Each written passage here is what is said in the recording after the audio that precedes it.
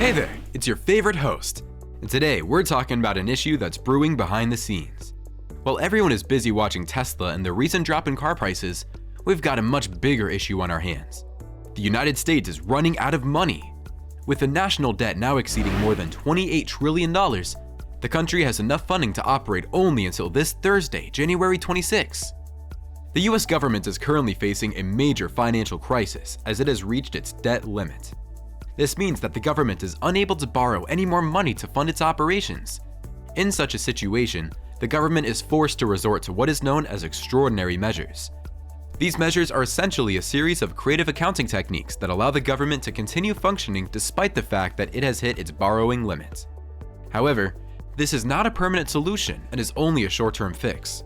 The use of these measures can have severe consequences, including a sudden drop in the stock market and a potential recession. This is a concern that has been highlighted by Treasury Secretary Janet Yellen, who has warned that the current financial situation could lead to a recession if the government is unable to increase its borrowing. A recession is a period of economic decline characterized by a decrease in gross domestic product, GDP, high unemployment rates, and reduced consumer spending. It can have a significant impact on the economy and people's lives, which is why it is important to take action to prevent it. The US government is working to address the debt limit crisis and find a long-term solution to ensure the stability of the economy and prevent a potential recession.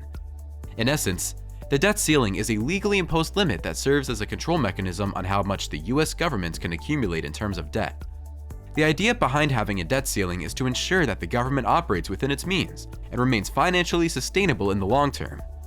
However, the US government has now reached its debt limit and is in dire need of an increase in its borrowing capacity. This is due to the large amount of spending commitments that the government must fulfill, as highlighted above. So, what happens when the debt limit is reached? The Treasury Department is required to resort to extraordinary measures to keep the government functioning.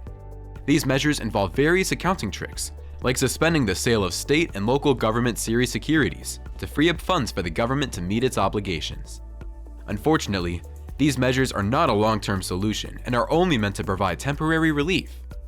If the debt limit is not increased soon, the Treasury Department may run out of money and be unable to pay its bills, which could trigger a sudden stock market drop and lead to a recession, as warned by Treasury Secretary Janet Yellen. Therefore, it is imperative that the governments and lawmakers reach a consensus on the debt limit to avoid any potential financial crisis and ensure the stability of the economy. So why does the government need a debt limit in the first place? Well, prior to 1917, Congress was directly in charge of authorizing all government spending. But to provide more flexibility during World War I, Congress created the Second Liberty Bond Act, which established a ceiling on how much money the government could spend using a credit-like system. However, despite its impeccable credit score, the US government is facing a challenge in its ability to pay its bills, and that's where the concept of the debt ceiling comes into play. The debt ceiling acts as a restriction on the amount of money the government can borrow, serving as a limit to how much it can spend to finance its daily operations and meet its obligations. As the government's expenses continue to grow, the debt ceiling must also be raised to accommodate these costs and ensure that the government can continue to function without any hindrances. Having a good credit score is crucial for a country, as it can affect its ability to borrow money from other countries, obtain loans from international organizations, and secure investments from foreign investors. In the case of the US, its AAA credit rating is a testament to its stability and ability to repay its debts, making it a safe haven for global investments. This is one of the key reasons why the US dollar is considered one of the strongest currencies in the world, and why it is so widely used as a reserve currency by other countries.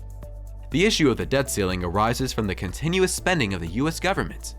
Over time, the amount of debt owed by the government increases, and Congress must agree on a new debt ceiling to accommodate this increase. This has traditionally been a routine manner, but in recent times, it has become a contentious political issue.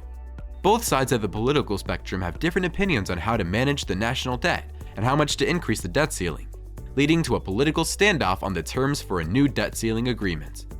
The result of this stalemate can have far-reaching consequences, not just for the country's financial stability, but also its credibility as a borrower on the international stage.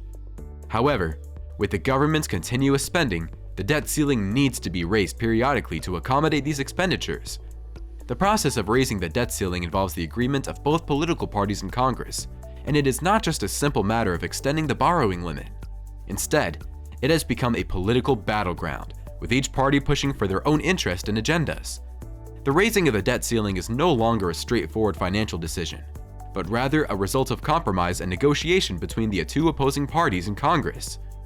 Nevertheless, the challenge lies in the fact that the government spending continues to increase, leading to the need for frequent agreements on a new debt ceiling.